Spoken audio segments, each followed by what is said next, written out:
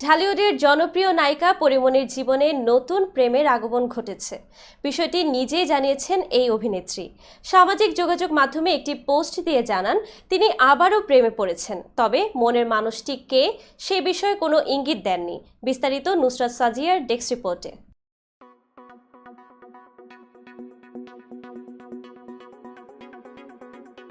রোববার 17 নভেম্বর নিজের ফেসবুক অ্যাকাউন্টে একটি ভিডিও শেয়ার করেন পরীমনি।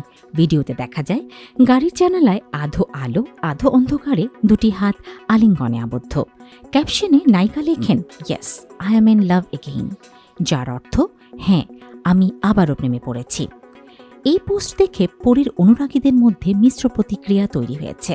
কেউ তাকে অভিনন্দন জানিয়ে বলেছেন, ভালোবাসা সুন্দর, আবার কেউ সাবধান করেছেন। তবে এসব মন্তব্যের কোনো উত্তর দেননি পরী। এদিকে ভক্তদের একাংশ ভিডিওতে থাকা দুটি হাতই তার বলে দাবি করেছেন। তারা ভিডিওতে হাতের ঘড়ি মিলিয়ে এমন সিদ্ধান্তে পৌঁছেছেন।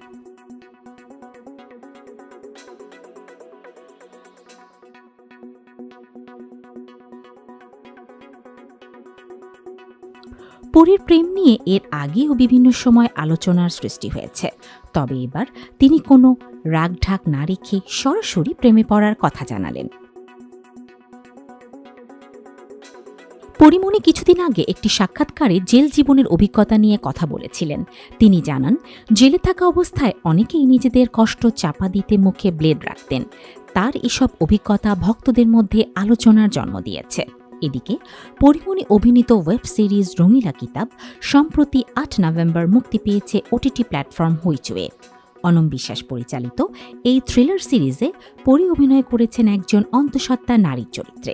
সিরিজটিতে তার সঙ্গে জুটি বেঁধেছেন মুস্তাফিজ নূর ইমন। পরীর চরিত্রটি দর্শকের কাছে ব্যাপক প্রশংসিত হয়েছে।